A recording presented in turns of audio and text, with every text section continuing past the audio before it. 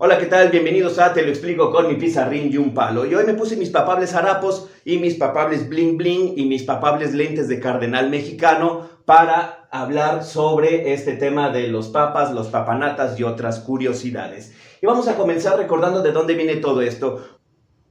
Vámonos al inicio de la religión cristiana y esto, bueno, pues con Cristo, Jesús, Yeshua, como quieras decirle, Yusasaf, etcétera, ¿no? Total que él estaba hace 2000 y cacho años predicando y curando gente y todo esto según nos cuentan los evangelios, ¿ve? Porque no nos vamos a pegar a la versión histórica que pues nos deja bastantes dudas y huecos en la historia. Sin embargo, en los evangelios nos dicen que Jesús estaba haciendo todo eso y decía, mi reino no es de este mundo. Ojo, él decía, mi reino no es de este mundo, vayan a buscar el reino de Dios a otro lado. Incluso en los evangelios apócrifos, como el de Tomás menciona que el reino de Dios está dentro de cada uno.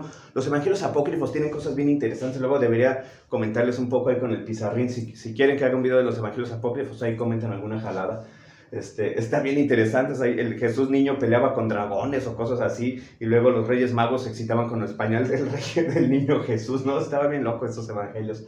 Total, que dice, mi reino no es de este mundo, y procede a fundar una iglesia, un imperio muy grande para ser uno de los más grandes hasta la fecha en la historia de la humanidad. Qué contrariedad, ¿no? Como si alguien hubiera ahí metido esto, ¿no? ¿Por qué lo menciono? Bueno, porque este tema de que Jesús le dice a Pedro, o Simón, como era su nombre original, Simón, tú serás la piedra en la que funde mi iglesia, que Petrus, o según así le dijo, vaya usted a saber si hablaba arameo, griego o latín, que eran los idiomas ahora sí que de moda en ese lugar, que le dice a Pedro, tú vas a ser la piedra en la que fundó mi iglesia, aunque decía que su reino no era de este mundo, pero en fin. Y Pedro, pues, según esto, niega a Jesús y se arrepiente y llora tanto que se le marcan los canales de las lágrimas en la cara, y bien trágica su historia, ¿no? Y más trágica porque según esto se va como apóstol a Roma.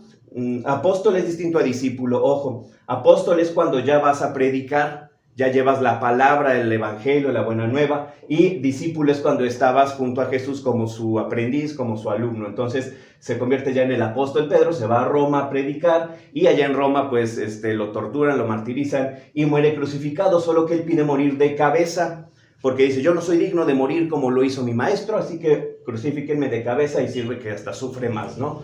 Y bueno, por eso el símbolo de la cruz inversa lo vamos a encontrar en el Vaticano. Por ahí hay un montón de videos y de conspiranoicos y la chingada que dicen, no, es que el diablo y Satanás, la cruz invertida, por eso el Papa tiene la cruz invertida, porque él es el anticristo, y la figura del anticristo, esas jaladas que ahorita vamos a ver, todo es pura jalada.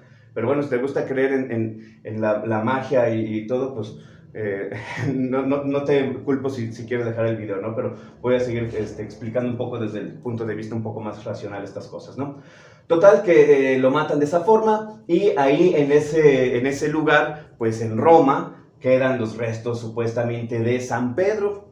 Durante los 300 primeros años, más o menos, desde la muerte de Cristo hasta que se instituye ya como una religión oficial, bueno, fueron una secta casi clandestina, bueno, más bien clandestina, perseguida, martirizada, que también han exagerado de repente mucho esto de los martirios, y han exagerado algunas cosas, como todo en la vida, ¿no? Que sí hicieron unas cosas bien ojéis los romanos persiguiéndolos también, no vamos a decir que no, también eran unos huleros.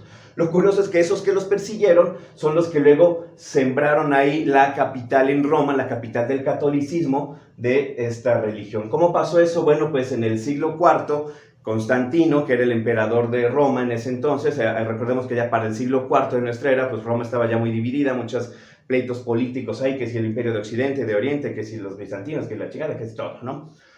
Constantino hace una jugada maestra y santo Dios, vaya cómo lo hizo. Convirtió al antiguo imperio romano que se venía cayendo en un imperio religioso. Y sí, un imperio que hasta la fecha sigue cobrando los tributos, nomás que ahora le llamamos limosnas, ahora le llamamos etcétera, ¿no? Diezmos o lo que tú quieras. Pero convirtió a ese imperio romano en el imperio católico, apostólico y romano. ¿O romano? ¿Qué dice aquí romano? Romano, perdón, soy disléxico. Bueno, total, ante la caída inminente hace esto, y la sede de esa nueva religión queda en Roma, ahí los restos de San Pedro supuestamente. ¿Y qué pasó? Bueno, pues hubo sucesores de San Pedro en esos primeros 300 años de ilegalidad y durante la organización de esta como religión. Bueno, sí los hubo. Después de San Pedro se dice que siguió el Lino, bueno, San Lino, San Anacleto, San no sé, Clemente y la chingada, ¿no? Ojo, al principio, los primeros creo que 5 siglos o más, todos los que eran papas pasaban a ser santos en automático. Eras papa, no importa que hayas sido un hijo de la Chihuahua, pasabas a ser santo porque pues eras papa, ¿qué más podía ser? Era lo más cercano a Dios, carajo. Entonces se reúnen ahí en el famoso concilio, en el primer concilio, para, como dice su nombre, conciliar y decir, bueno, cómo va a quedar esta religión instaurada para todo el imperio, cuáles van a ser los temas que vamos a tratar. Toman algunas funciones, que si de los judíos, que si de los paganos, toman algunos elementos, incluso hasta del budismo, hinduismo y otros, ¿no? Toman algunos elementos y crean este pastiche que es la nueva religión y que pues encuentra muchos adeptos porque tiene un poquito de las cosas buenas de cada cosa. También hay que decir lo bueno, no vamos a decir como que no, también hay cosas buenas en cada religión, siempre y cuando sepas lo que estás viendo, aprendiendo y todo, ¿no?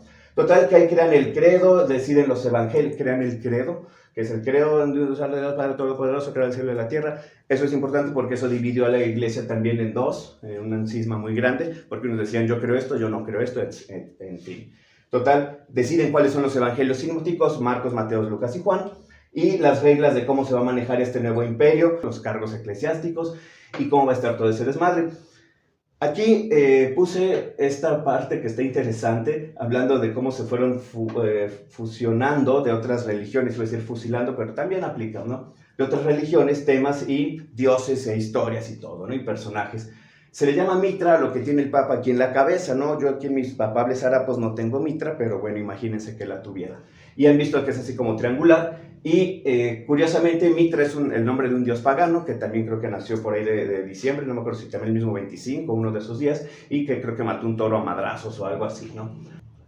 Total que esta Mitra tiene de la forma que recuerda supuestamente los antiguos sacerdotes de religiones muy antiguas como la Sumeria y esos babilonios y más antiguos que tenían un dios pez que bueno, pues venía del mar obviamente, y se llamaba Dagón en algunos o Oanes en otros, ¿no? No Juanes como el cantante, Oanes creo, y Dagón como dragón sin R.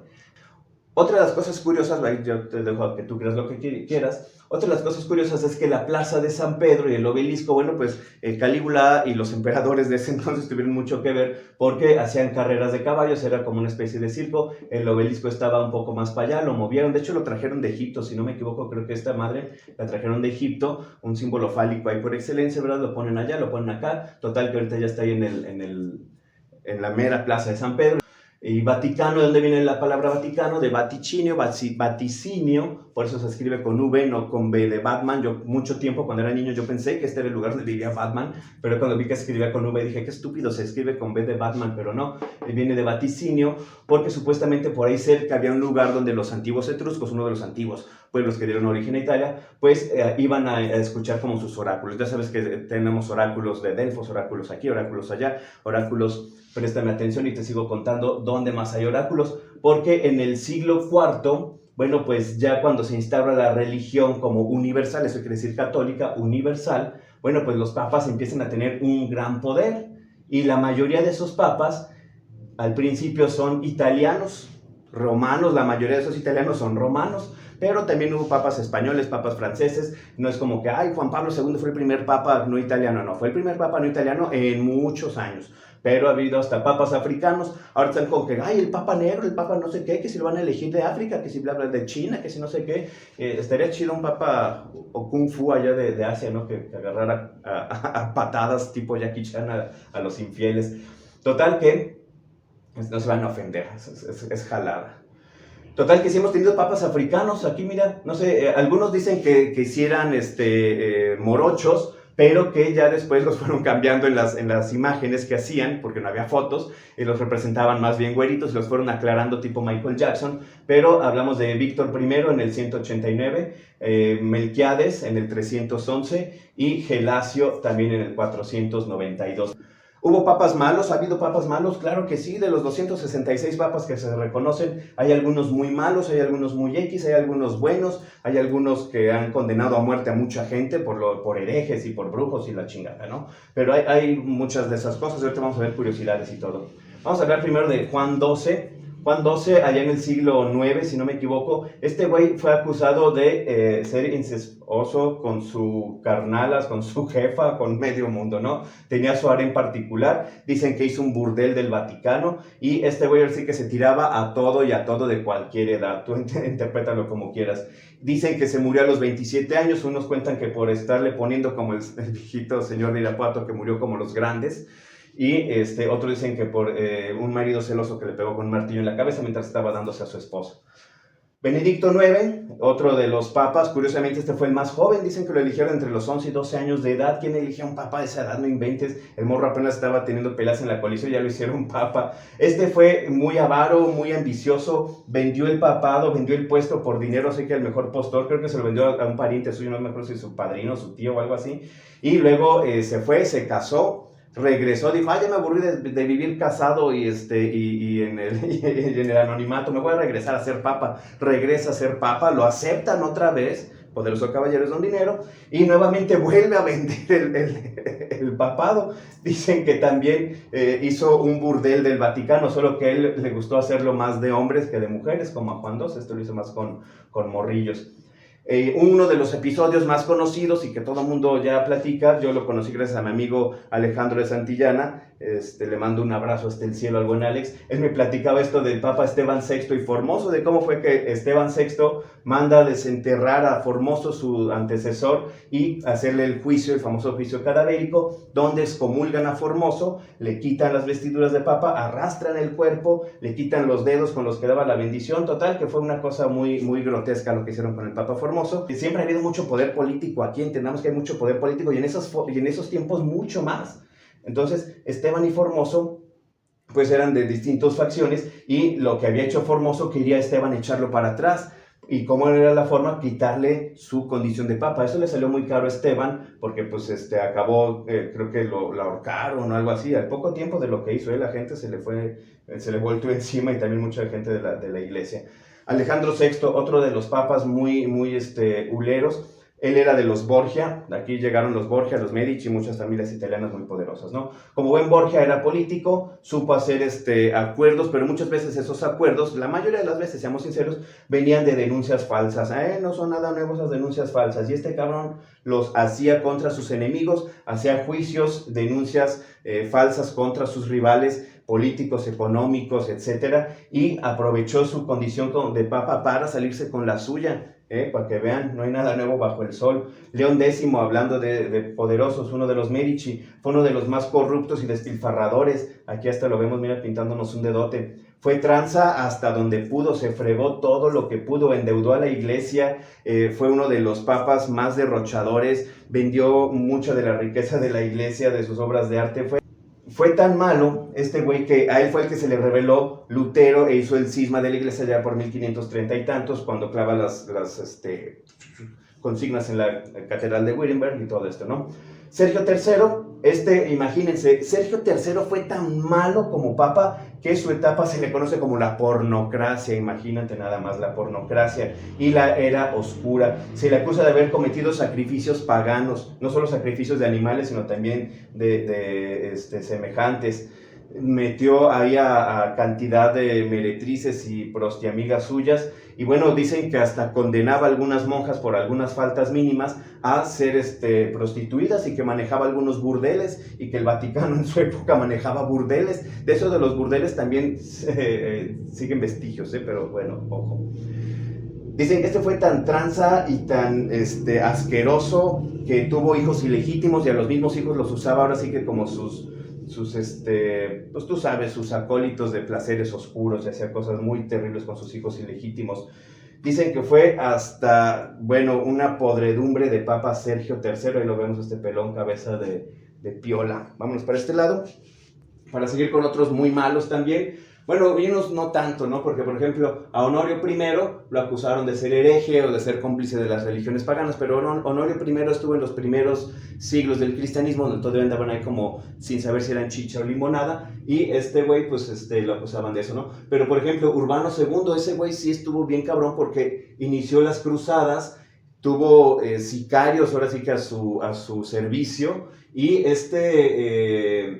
canijo iba y buscaba darle muerte a sus rivales. Acá vimos algunos que los acusaban de falsas cosas, los hacían juicios y todo, y les quitaban terrenos, propiedades, los encarcelaban. Al iniciar las cruzadas, imagínate la cantidad de muertes que causó, de cómo hicieron devastación ahí, en nombre de Dios durante muchos siglos. En nombre de Dios hicieron un derramamiento de sangre. Este güey tuvo mucho que ver, Urbano II, uno de los peores, más sanguinarios, y también encarceló a cardenales, rivales suyos, y a las familias de esos cardenales hasta los prostituía. Julio III, bueno, ese Julio, híjole, era un loquillo, adoptó a un muchachito huérfano y pues lo hizo digamos que lo acogió como su familia, y lo acogió muy seguido, y lo acogió tanto que se encariñó mucho con él y lo hizo cardenal a los 19 años. En fin, cosas de la iglesia. ¿Qué te digo? ¿Qué te digo, hermano? Un día les voy a platicar. Yo también quise ser sacerdote y desde morro me fui una vez con los legionarios de Cristo ¿cómo se llama ese cerro? Donde está TV Azteca, güey, el Ajusco. Y luego, en fin, luego les cuento. Hace más de 20 años de eso.